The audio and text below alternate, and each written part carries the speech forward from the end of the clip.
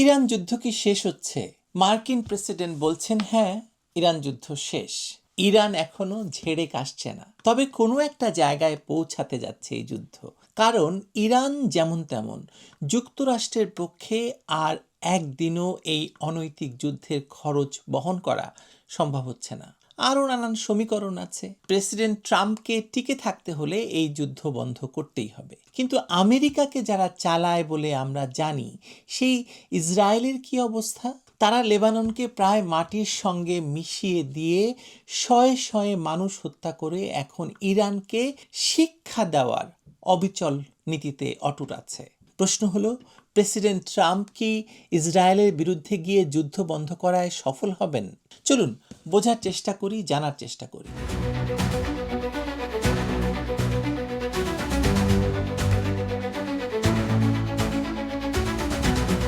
গত ২৮শে ফেব্রুয়ারি থেকে শুরু হওয়া এই যুদ্ধ কার্যত এক বিস্ময়কর অধ্যায় রচনা করছে মধ্যপ্রাচ্যের ইতিহাসে। যুক্তরাষ্ট্র এবং ইসরায়েলের অতর্কিত হামলায় ইরানের সর্বোচ্চ নেতা আলী খামেনি নিহত হয়েছিলেন। সেই মুহূর্তে পশ্চিমা মিডিয়া এবং তেল আভিভের বিশ্লেষকরা ভেবেছিলেন ইরান ভেঙে পড়বে।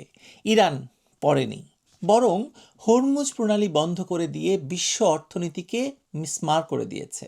পাল্টা ব্যালিস্টিক মিসাইল দিয়ে ইসরায়েলের মাটি কাঁপিয়েছে এবং মধ্যপ্রাচ্যে আমেরিকার ঘনিষ্ঠ সৌদি আরব, কুয়েত, সংযুক্ত আরব আমিরাতের ভূখণ্ডকেও তছনছ করে দিয়েছে। এই যুদ্ধে এখন পর্যন্ত ইরানের নিজের প্রায় ৩,৫০০-এরও বেশি নাগরিক প্রাণ হারিয়েছেন। আহত হয়েছেন ২৬,০০০-এর বেশি মানুষ। কিন্তু ইরান যুদ্ধ থেকে সরে যায়নি। ইরান এমনভাবে ঘুরে দাঁড়িয়েছে, বিশ্ব তাকিয়ে তাকিয়ে দেখেছে। এখন যখন ট্রাম্প বলছেন যুদ্ধ শেষ, তখন স্বাভাবিকভাবে প্রশ্ন ওঠে, কার শর্তে শেষ হচ্ছে যুদ্ধটা? পাকিস্তানের মধ্যস্থতায় যে মেমোরেন্ডাম অফ আন্ডারস্ট্যান্ডিং বা সমঝোতা স্মারক তৈরি হচ্ছে, তার খসড়া পড়লে বোঝা যায় কোথায় দাঁড়িয়ে আছে আসলে এই যুদ্ধের সমীকরণ। ইরানের সরকারি বার্তা সংস্থা ইরনার প্রকাশিত দলিল বলছে ৬০ দিনের যুদ্ধবিরতির পর পারমাণবিক আলোচনা হবে, কিন্তু হরমুজ প্রণালীর নিয়ন্ত্রণ ইরান ছাড়বে না। সেই সাথে ইরান যুক্তরাষ্ট্র এবং ইসরায়েলের হামলায় যে ক্ষতি হয়েছে তার ক্ষতিপূরণও চাইছে। আর জমে থাকা প্রায় $২৪ বিলিয়ন সম্পদ ফিরিয়ে দেওয়ার দাবিও আছে সেই তালিকায়। ট্রাম্প বলছেন কোনো অর্থ হাতবদল হবে না, কিন্তু ইরানের অবস্থান সম্পূর্ণ ভিন্ন। দুই পক্ষ এখনো একই পাতায় বা ওয়ান পেজে নেই। যে জিনিসটা সত্যিকার অর্থে পরিষ্কার হয়ে গেছে এই যুদ্ধে, সেটা হলো ইরানকে সামরিকভাবে বশে আনা যায়নি। যুক্তরাষ্ট্র ইরানের ১২টিরও বেশি রাডার এবং স্যাটেলাইট সিস্টেম ধ্বংস করেছে, ১৫৫টিরও বেশি নৌযান ডুবিয়েছে, ১৯০টিরও বেশি ব্যালিস্টিক মিসাইল লঞ্চার উড়িয়ে দিয়েছে। তারপরও ইরান মিসাইল ছুড়েছে। তারপরও তেহরান আলোচনার টেবিলে বসেছে নিজের শর্তে। এটি শুধু সামরিক প্রতিরোধের গল্প নয়, এটি একটি রাষ্ট্রের অস্তিত্বের লড়াইয়ের গল্প, একটি জাতির ঘুরে দাঁড়ানোর গল্প। যে লড়াইয়ে হার মানা মানে নিজেকে মুছে ফেলতে সম্মত হওয়া। এখন ট্রাম্পের সামনে সবচেয়ে বড় সমস্যার নাম নেতানিয়াহু। ইসরায়েল এপ্রিলের যুদ্ধবিরতির পর থেকে লেবাননে প্রায় ৩,৫০০ এয়ার রেইড চালিয়েছে, ৪০০টিরও বেশি বোমা হামলা চালিয়েছে। মৃতের সংখ্যা ৩,৫০০ ছাড়িয়ে গেছে, আহত ১০,০০০-এর বেশি। ট্রাম্প ফোন করে নেতানিয়াহুকে থামতে বলেছেন, কিন্তু নেতানিয়াহু মাথা নাড়িয়ে আবার হামলা চালাচ্ছেন। ২৪ ঘন্টায় দুবার ফোন করেছেন ট্রাম্প। ইসরায়েল বলেছে ইরানে হামলা বন্ধ করবে, কিন্তু লেবাননে চলবে। অথচ ইরান পরিষ্কার জানিয়ে দিয়েছে লেবাননে হামলা চললে সমঝোতা হবে না। তার মানে ফাটল তো একটা আছে কোথাও না কোথাও। ট্রাম্প চাইছেন শান্তি, কারণ মার্কিন জনগণ এই যুদ্ধের ভার বহন করতে করতে ক্লান্ত, অর্থনীতির উপর চাপ বাড়ছে এবং ২০২৬ সালের মধ্যবর্তী নির্বাচনের হিসাব তাকে বাস্তববাদী করে তুলছে। কিন্তু নেতানিয়াহু চলছেন নিজের অভ্যন্তরীণ রাজনীতির হিসেবে।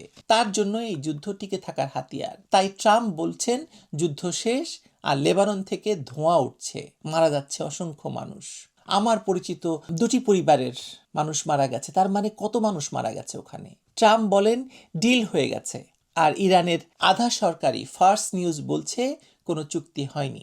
এবার আসা যাক সবচেয়ে কঠিন প্রশ্নে, এই যুদ্ধে কার কি লাভ হলো আর কার কি ক্ষতি হলো? যুক্তরাষ্ট্রের কথা দিয়ে শুরু করি। মে মাস পর্যন্ত এই যুদ্ধে মার্কিন সামরিক ব্যয় দাঁড়িয়েছে প্রায় $29 বিলিয়ন। পেন্টাগন আরও $200 বিলিয়ন বাজেট চেয়েছে কংগ্রেসের কাছে।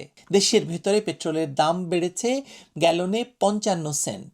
হরমুজ বন্ধ থাকায় বিশ্বের তেল বাজার ইতিহাসের সবচেয়ে বড় সংকটে পড়েছে। সামরিকভাবে ইরানের পারমাণবিক স্থাপনা সম্পূর্ণ ধ্বংস করা যায়নি, আর ইরান আগের চেয়ে ঝুঁকি নেওয়ার ব্যাপারে আরও দৃঢ় হয়ে উঠেছে। তাহলে লাভটা কার হলো, কি হলো? আপাত দৃষ্টিতে একটাই, সেটা হচ্ছে ট্রাম্প ব্যক্তিগতভাবে একটি ঐতিহাসিক ডিলের গল্প বলার সুযোগ পাবেন বা পাচ্ছেন। 2026-এর মধ্যবর্তী নির্বাচনের আগে আমি ইরানের পারমাণবিক অস্ত্রের স্বপ্ন চিরতরে শেষ করে দিয়েছি, এই বয়ানটাই তার সবচেয়ে বড় রাজনৈতিক পুঁজি হবে। যুদ্ধের বৈধতা নিয়ে প্রশ্ন তুললে তিনি বলবেন ফলাফলের কথা, মৃতদেহের হিসাব দেবেন না। ইসরায়েলের লাভের হিসাবটাও কম জটিল নয়। নেতানিয়াহু চেয়েছিলেন ইরানের পারমাণবিক সক্ষমতা সম্পূর্ণ ধ্বংস হোক, ইরানের সরকার পরিবর্তন হোক এবং হিজবুল্লাহ শেষ হোক। এর কোনোটাই পুরোপুরি শেষ হয়নি, বরং ইরান এখন আরজিসি নিয়ন্ত্রিত এক কঠোর সামরিক রাষ্ট্রে পরিণত হয়েছে, যা ইসরায়েলের জন্য আগের চেয়ে বেশি বিপজ্জনক। আর তারই মাঝখানে পিষ্ট হচ্ছে ইরানের সাধারণ মানুষ। ইরানের ক্ষতির হিসেব করলে বুকটা আসলেই ভারী হয়ে ওঠে। সরকারি হিসেবেই 3636 জন নিহত, তার মধ্যে 1701 জন বেসামরিক নাগরিক। ইউনিসেফের তথ্য অনুযায়ী 1000-এরও বেশি শিশু হতাহত হয়েছে এই যুদ্ধে। মিনাবে একটি মেয়েদের প্রাথমিক বিদ্যালয়ে হামলায় প্রায় 180 জন নিহত হয়েছে, যাদের বেশিরভাগই ছিল ক্লাসরুমে বসা নিরীহ শিক্ষার্থী। তেহরানে তেলের ডিপোতে হামলার পর আগুন থেকে যে কালো বৃষ্টি নামে, সেই বিষাক্ত বৃষ্টিতে 9 মিলিয়ন মানুষের শহরে হাজারো মানুষ শ্বাস নিতে পারেননি। গান্ধী হাসপাতালের আইভিএফ বিভাগে ধ্বংস হয়ে গেছে এবং 65টি স্কুল এবং 32টি চিকিৎসা প্রতিষ্ঠান ক্ষতিগ্রস্ত হয়েছে। 3.5 মিলিয়ন মানুষ বাস্তুচ্যুত হয়েছে নিজ দেশে।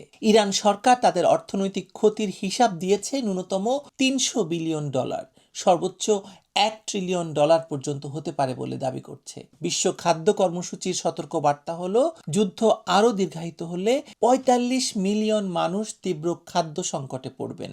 এই সংখ্যাগুলো শুধু পরিসংখ্যান নয়, এগুলো একটি জাতির হাহাকারের ভাষা। এই যুদ্ধের পরিণতিতে ইরান আসলে কি পেয়েছে? ইরান তার পারমাণবিক কর্মসূচি এখনো পর্যন্ত রক্ষা করতে পেরেছে। ইউরেনিয়াম সমৃদ্ধকরণের অধিকারের প্রশ্নে এখনো পিছু হটেনি ইরান। হরমুজ প্রণালীর নিয়ন্ত্রণ ছাড়তে রাজি হয়নি ইরান, এবং সবচেয়ে গুরুত্বপূর্ণ, মার্কিন নৌ অবরোধের মুখেও টিকে থেকে ক্ষতিপূরণের দাবি উত্থাপন করার নৈতিক ভূমি অর্জন করেছে দেশটি। এটাকে কি বিজয় বলা যায়? সম্পূর্ণ নয় হয়তো, কিন্তু পরাজয়ও তো বলা যাবে না। যাবে কি? এই যুদ্ধের ইতি যদি সত্যি টানতে হয়, তাহলে সেটা হবে একটি অসমাপ্ত সমীকরণের অস্থায়ী বিরতি মাত্র। 60 দিনের মধ্যে পারমাণবিক আলোচনায় যে ফাঁকগুলো রয়ে যাবে, সেগুলো ভবিষ্যতের জন্য নতুন সংকটের বীজ বপন করে রাখবে। ট্রাম্প জেতার কথা বলবেন, ইরান টিকে থাকার কথা বলবে, আর পৃথিবী দেখবে দুটো সত্যই আসলে একসঙ্গে হতে পারে। এই মুহূর্তে যুক্তরাষ্ট্র পুরোপুরি জেতেনি, ইরান পুরোপুরি হারেনি, কিন্তু ইরানের লক্ষ লক্ষ সাধারণ মানুষ হেরে গেছেন নিঃসন্দেহে। পৃথিবীর অনেক দেশ, বাংলাদেশের মতো অনেক দেশ ক্ষতিগ্রস্ত হয়েছে চরমভাবে, এবং এই পরাজয়ের দায় কোনো চুক্তির কাগজে কখনো স্বীকার করা হবে না। এটাই আসলে ইরান যুদ্ধ নিয়ে এই মুহূর্তের বাস্তবতা, ভবিষ্যতেরও বাস্তবতা আসলে এটাই। ভালো থাকবেন সবাই।